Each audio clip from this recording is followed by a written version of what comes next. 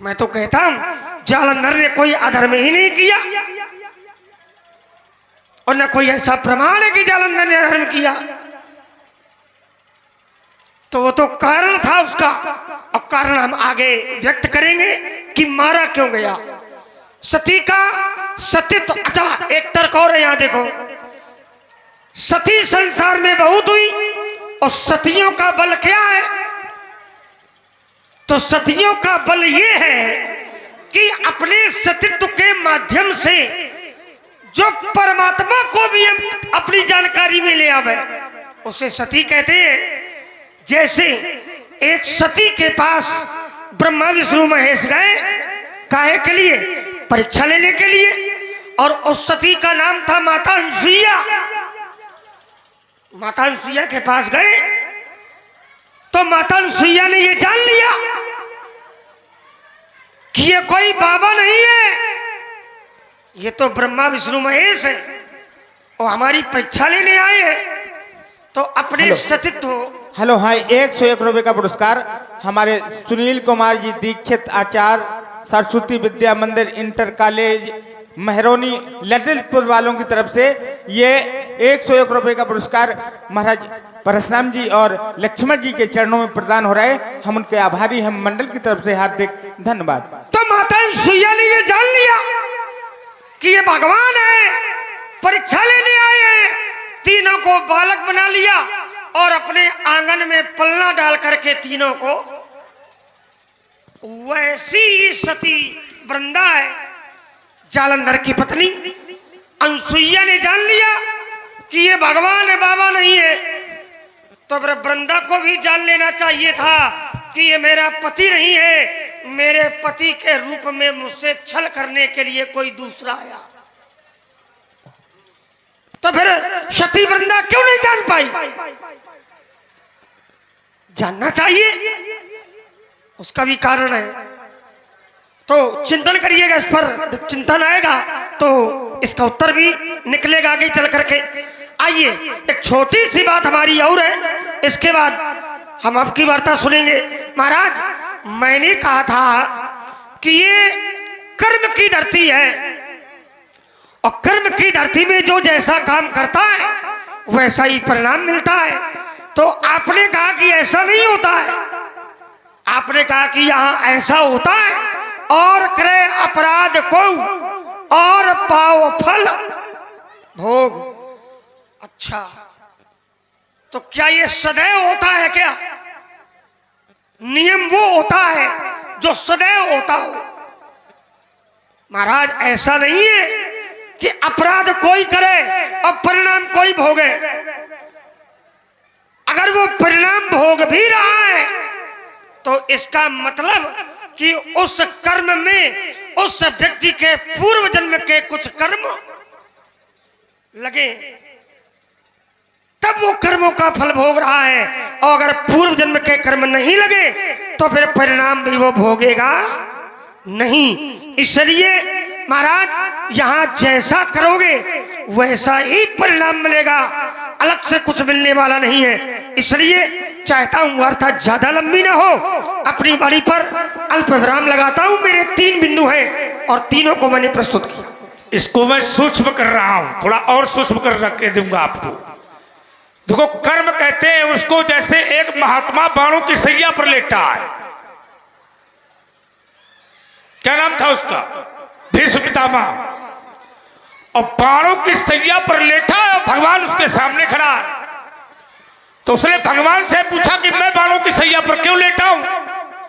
तो भगवान ने कहा कि तुमने कुछ ऐसे कर्म किए होंगे जिसका तुम फल भोग रहे हो। बात समझो। तो उसने कहा मुझे 100 जन्म याद है, 100 जन्म। और किसका बेटा था? गंगा का। गंगा का बेटा था, ब्रह्मचारी था, वरदान मिला था उसको। और उसने कहा मुझे 100 जन्म याद है, 100 जन्म। तो भगवान ने कहा जब 100 जन्म याद है तो 3 जन्म पाछे और चले जाओ। 103 जन्म पहले तूने अपने बाण से एक सर्प को भेदा था और तूने कांटों में फेंका था, जिसके अंग अंग में कांटे चुभे थे। उसी का श्राप, उसी का प्रणाम तू भोग रहा है। समझो, ये हो गया निज कर्म। क्या है ये? निज कर्म।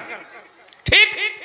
अब प्रश्न ये उठा कि स्वयं अकेले उसने कर्म किया था तो बाणों की सैया पर लेटा था, तो हरिश्चंद्र की पत्नी ने कौन सा कर्म किया था? शब्द ये है, बात समझो।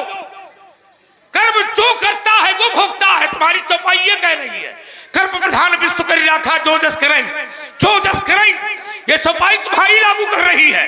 तो फिर हरिश्चंद्र की पत्नी ने क्यों भोगा? भोगना चाहिए हरिश्चंद्र को। हरिश्चंद्र की पत्नी की तारा ने क्यों भोगा? हरिश्चंद्र के पुत्र रोहित ने क्यों भोगा जब हरिश्चंद्र ने कर्म किया था? और या तो फिर साथ में कर्म है, तो साथ में कर्म हो तो तुम बताओ, तो तुम्हारी बात यहां हम सुनेंगे। कर्म एक का होता है, जो जस करे, जो जैसा करे, अवश्य में भोक्तव्यम कृतम कर्म शुभाशुभम, जो जैसा करेगा वैसा उसे भोगना पड़ेगा। ये निज कर्म है, विचार करना। लेकिन किसी के साथ में भोगना ये निज कर्म नहीं है, ये है कर्ता कोई और भोगता कोई। अर्थ ये निकल के आ रहा है, जैसे चोर की संगत कोई करता है और उसमें अगर वो दंड का भागी बनता है, तो यदि वो चोर की संगत ना करता तो वो दंड का भागी न बनता। ये है और करे अपराध और पाव फल भोग, ये संगत का प्रभाव है। निसंगत शोक धरे, विचार करो। जो जैसी संगत कर लेगा, जुआरी की संगत करोगे तो तुमको जुआरी लोग कहेंगे, भले न करो लेकिन कहेंगे। तो अपराध कोई है, भोक्ता कोई है। अब तुमने इसको प्रमाणित किया जलंधर को, और खूब घुमाया तुमने हमको। देवताओं के पास वो गया, देवताओं का राज छीनना चाहता था, देवताओं को सताना। देखिए, देवताओं को सताना ही पाप है, देवताओं के ऊपर वार करना ही पाप है, साधुओं को सताना ही पाप है।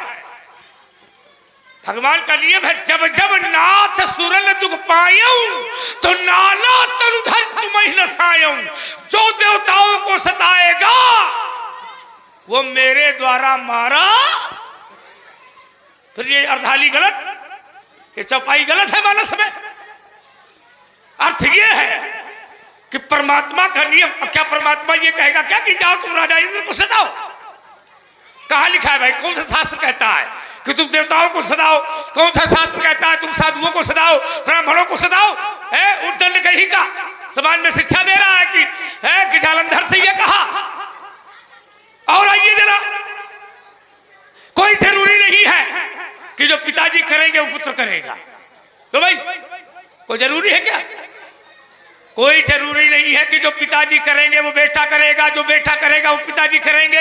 है कहां लिखा है ये? हिरण्यकश्यप का पुत्र था प्रहलाद, हिरण्यकश्यप था पापी, हिरण्यकश्यप था अत्याचारी, हिरण्यकश्यप था दैत्य, और प्रहलाद क्या पापी थे क्या? झूठ के बोलते हो। अब तुमने समानता भी जोड़ दी। देखिए मैं छोटे छोटे शब्द दे रहा हूं तुमको। तुमने कहा वाल्मीकि भय ब्रह्म समाना, माने उल्टा नाम जपति जग जाना, वाल्मीकि भय ब्रह्म समाना। विचार करना, ये ब्रह्म की समानता इसलिए है कि जब व्यक्ति परमात्मा को जान जाता है, सो जान ही जही देहु जलाई, तो जानत तुम ही होई, वही हो जाता है। ये है रमनते योगी रहा। जब व्यक्ति राम में योग में रम जाता है तो रमनते योगिना का अर्थ यह है कि वो परमात्मा में हो जाता है। माने राममय सीय राममय सब जग जानी और करहु प्रणाम जोर जुग। यह इसका उत्तर है। वाल्मीकि राममय है इसलिए वो समानता दी जा रही है उनको, क्योंकि वाल्मीकि नारद घट जोनी और निज निज मुखल कहिए निज होनी। इसको काटा नहीं जा सकता है, ये मानस की चौपाई है, ध्यान रखो। इसको काटोगे फरसा मारूंगा, मानस का अपमान करोगे। अगर जो सच्चाई है उसको बताओ समाज में, हल्के में न ले महात्मा को। और आइए जरा, एक तर्क तुमने बनाया है और ध्यान दे, सुन रहे हैं बहुत ही सुंदर लक्ष्मण परशुराम संवाद। ये प्रभावित हुए आदरणीय श्री चेतराम अनुरागी जी, आपकी ओर से लक्ष्मण परशुराम जी के चरणों में 51 रुपए प्रदान हो रहे हैं। बहुत बहुत साधुवाद। अब इन्होंने एक तर्क हमको छोटा सा दे दिया, जरा उसको भी देखो, हम देखते हैं, है ना। इन्होंने कहा कि वो पतिव्रता नारी का धर्म ये है ना। देखो, पतिव्रता नारी जो होती है वो अपने पति के अधीन होती है, ना कोई भगवान की अधीन होती है। ये शिक्षा बिल्कुल मत दीजिए, क्योंकि पतिव्रता नारी का जो पति होता है वही भगवान होता है, वही स्वामी होता है, वही देवता होता है। चाहे शंकर जी खड़े हो जाए, चाहे ब्रह्मा जी, विचार करना। अब बिना पति के आदेश पर एक पग न चले वो है पतिव्रता नारी। आगे आगे चले और पति पाछे पाछे चले तो वो पतिव्रता नारी नहीं है, वो है अम्मा। सीधा हमसे ले। पतिव्रता नारी वो है जो अपने पति के पाछे पाछे चले और आगे आगे भागा तो पतिव्रता नारी है क्या वो? अम्मा आया। हाँ, वो अम्मा है, क्योंकि माता सती ने एक बार ये किया था। वो कह रहे हैं बाई है। अरे वो कुछ कहा है, हम तो नहीं कहेंगे। हम जो बात बताएंगे वो तो असली बताएंगे। सच्चाई ये है भाई, पतिव्रता नारी के लिए सब कुछ पति होता है। ये सर्वस्वमयी दीर्घा में आता है कि पत्नी के लिए पति ही सब कुछ है। भगवान, देवता, संत, साधु सब वही है। उसी के लिए जीना, उसी के लिए मरना, ये पतिव्रता नारी का नियम है। ध्यान रखिए, ये किसी चंडाल का नियम नहीं है। और तुमने एक उत्तर दिया, तुमने कहा चंद्रमा 4 प्रकार के होते हैं, है ना। और ऊपर से लगा दिया कि आंखों में बदरी छाई है। आंखों में बदरी नहीं तो धूप छाई है। चप, बदरी छाई है, हमारी आंख बदरी छाई है, बता रहा। देख ले, अगर हमारी आंख में बदरी छाई है तो हमने राम को कैसे देख लिया? क्यों देखा कि नहीं देखा? राम ही चितई रहे थकिलोचन। यदि हमारी आंख में बदरी है तो सामने वाला दिखाई क्यों दे रहा है? और यदि आंख में बदरी, समझ लो, यदि बदरी है तो राम हमको दिखाई क्यों दे रहा है? अगर हमारी आंख में बदरी है तो यह करिया हमको क्यों दिखाई दे रहा है?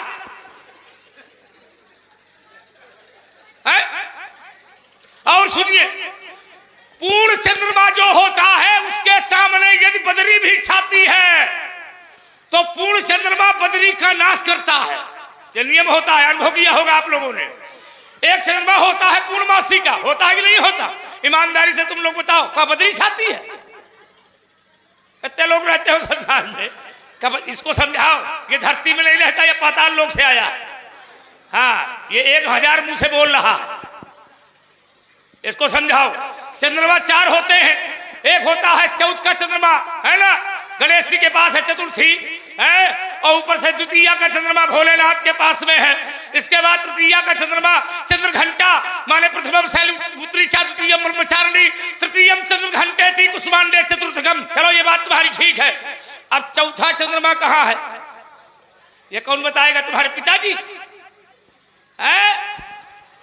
चौथा चंद्रमा जब तुम्हारे घर में है, जब तुम ये जानते हो। ध्यान में नहीं है क्या? बताया था, चारों बताया था, लेकिन तुमने नाम नहीं लिया ना, नाम लेना चाहिए।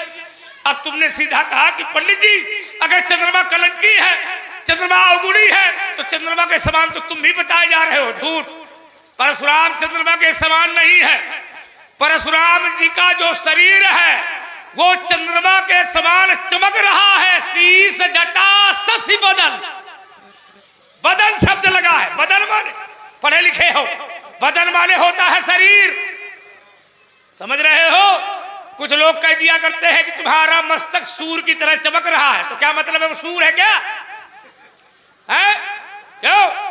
अगर गंगा के जल में सूर्य की दृष्टि पड़ रही है और सूर्य तुमको गंगा जी में दिखाई दे रहा है, तो कहा गंगा में सूर्य को पकड़ोगे क्या? अनुभव किया होगा, देखा है कि नहीं देखा? सूर्य की दृष्टि यदि गंगा में पड़ रही है तो तुमको सूर्य ऊपर निकलता है और दिखाई वो गंगा जी में दे रहा है, तो क्या मतलब है? क्या गंगा जो है सूर्य के समान हो गई क्या? उज्जैन कहीं का हो गई बात? हाँ हो गई। चला रुक गया। बढ़िया बताते हो। क्या कह रहे हो? बदन माने शरीर।